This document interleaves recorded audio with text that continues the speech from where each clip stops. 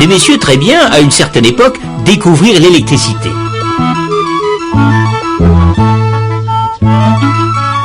Ils avaient des rondelles de métal et d'étoffe trempées dans un acide qu'ils empilaient les unes sur les autres. Cela faisait une pile de rondelles, une pile électrique. Ils dirent, l'électricité, ça doit être quelque chose qui sort par un fil et qui rentre par un autre. Alors, ils écrivirent plus d'un côté et moins de l'autre, et décidèrent que l'électricité allait du plus vers le moins. Mais alors là, tout à fait au hasard. Pour savoir au juste, il aurait fallu voir de près les atomes des fils. Aujourd'hui, grâce à nos caméras spéciales, nous sommes en mesure, mesdames et messieurs, de vous présenter quelques atomes qui ont bien voulu venir dans nos studios pour nous expliquer. Un atome, c'est d'abord un noyau avec des charges électriques plus. Autour viennent tourner des charges électriques moins. Ce sont les électrons. Quand il y a autant de plus que de moins, les charges électriques s'annulent. L'atome est électriquement neutre.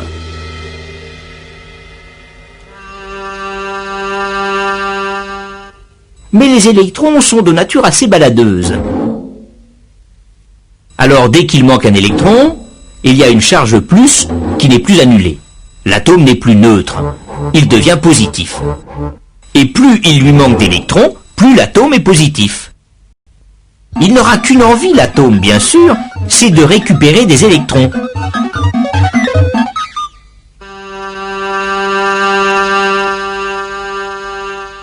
Ces électrons baladeurs, on les appelle des électrons libres. Seulement, des électrons qui se promènent au hasard, ce n'est pas cela qui fait de l'électricité utile. Mais supposons qu'on ait deux fils de cuivre avec entre les deux une sorte d'aspirateur à électrons. D'un côté, on aura beaucoup d'électrons libres, c'est le côté moins. De l'autre côté, il en manquera. Les atomes seront positifs, c'est le côté plus. Il y a entre les deux fils ce que l'on appelle une différence de potentiel, des volts. Pourquoi des volts? Ah oui, le monsieur qui a inventé la pile électrique s'appelait monsieur Volta. Et plus il manque d'électrons d'un côté, plus la différence de potentiel est grande. Plus il y a de volts. Tout le long des fils, les atomes n'auront qu'une envie, bien sûr, c'est de récupérer les électrons qui sont dans l'autre fil. Nous, on va les laisser passer, les électrons. On va leur faire un passage, mais très très étroit. Le filament d'une lampe, par exemple. Alors les électrons se précipitent. Ça se presse, se bouscule, les atomes ne savent plus où donner de la tête, cela frotte, cela chauffe, cela fait de la lumière.